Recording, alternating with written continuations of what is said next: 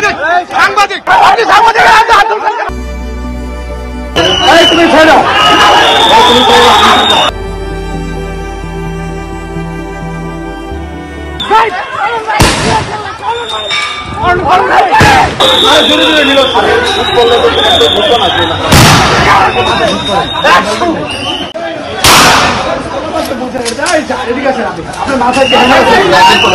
আজকের এই বৃষ্টি এবং বিশেষভাবে টানা বৃষ্টির কারণে শহর যেভাবে ডুবে গেছে, প্রধানমন্ত্রীর কার্যালয়ের সামনেই দেখলাম একেবারে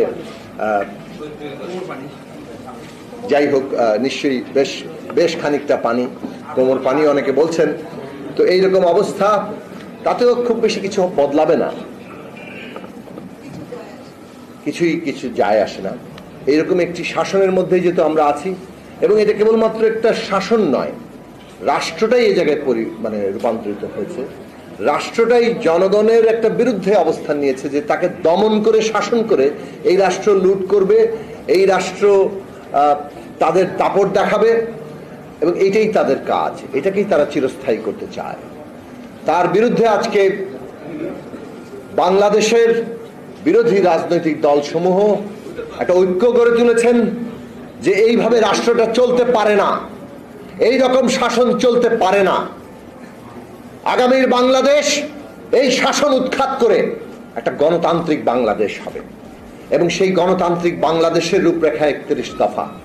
আমরা কেবলমাত্র আশা দিয়ে একটা স্লোগান দিয়ে এটা শেষ করিনি, কিভাবে আগামী বাংলাদেশ হবে সেইটাও পরিষ্কার করে বলা হয়েছে। আওয়ামী লীগ যে রাজনৈতিক দল হিসেবে ফ্যাসিস্ট গণবিরোধী একটা জায়গায় পরিপূর্ণভাবে নিমজ্জিত হয়েছে, সেটা খুব পরিষ্কার। বাংলাদেশে গণতান্ত্রিক ব্যবস্থা নির্মাণের ক্ষেত্রে তাদের কোনো প্রস্তাব নেই। তাদের প্রস্তাব হচ্ছে এই জমিদারি, এই ফ্যাসিস্ট বন্দোবস্ত, এটাই চলতে থাকবে, এটাই চিরস্থায়ী হবে। কাজেই বাংলাদেশের মানুষের কাছে নতুন করে আমাদের এই ডাক নিয়ে যেতে হবে, জাগ্রত করতে হবে। সমাজের নানান অংশ আজকে জেগে উঠছে, বিশেষভাবে ছাত্র সমাজ যেভাবে জেগে উঠেছে, শিক্ষকরা পর্যন্ত আন্দোলন করছে। সরকার নিজের পক্ষের লোকদেরও আর রাখতে পারছেন না। এই ফ্যাসিস্ট শাসন সমাজের সমস্ত অংশের তাদের অধিকার, তাদের মর্যাদা, তাদের সবকিছু কেড়ে নিচ্ছে। এই লড়াইগুলো আরো জোরদার হবে।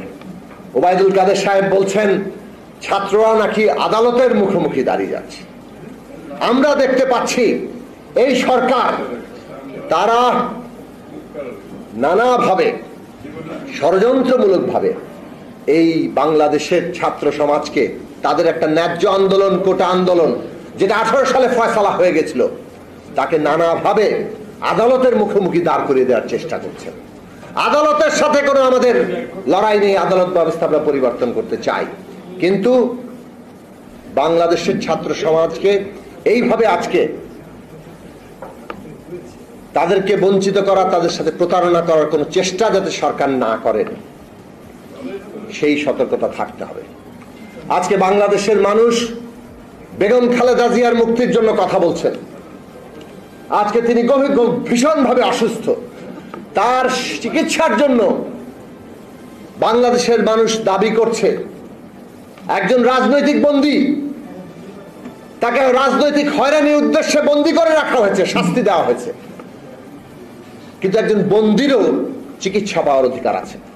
তার যেটা চিকিৎসা দরকার সেটা যদি বাংলাদেশে না পাওয়া যায়, পৃথিবীর যেখানে পাওয়া যায় সেখানে যাওয়ার তার অধিকার আছে। সরকারের সেটা দায়িত্ব, বারবার মানুষ বলছে, কিন্তু এই সরকার শুনছে না। বাংলাদেশের মানুষ অবিলম্বে বেগম খালেদা জিয়ার মুক্তি পাওয়ার যে অধিকার, জামিনে মুক্তি, পূর্ণ মুক্তির যে অধিকার, সেই অধিকার সহ তার চিকিৎসার দাবি করে, কিন্তু সরকার কোনোটাই শুনবে বলে মনে হচ্ছে না। নেহায়েত বাধ্য না হলে কোনোটার দিক থেকেই তারা কোনো জনগণের প্রতি কর্ণপাত করতে চায় সেটা মনে হচ্ছে না, নাহলে কোটা ব্যবস্থা নিয়ে আবার এই ষড়যন্ত্রটা তারা করতো না। কাজেই আমাদেরকে আন্দোলনের জায়গায় যেতে হবে। মানুষ আশা করে বিরোধী দলগুলো আবার বড় আকারের সংগ্রাম গড়ে তোলে, এই সরকারকে বিদায় করে গণতন্ত্র প্রতিষ্ঠা করবে। সেই লড়াই আপনারা গড়ে তুলবেন এই আশাবাদ রেখে গণতন্ত্র মঞ্চের পক্ষ থেকে আবারও আমাদের নেতৃবৃন্দকে আবারও আন্তরিক ধন্যবাদ জানিয়ে আমরা আমাদের আজকের এই আলোচনা সভা এখানেই সমাপ্ত।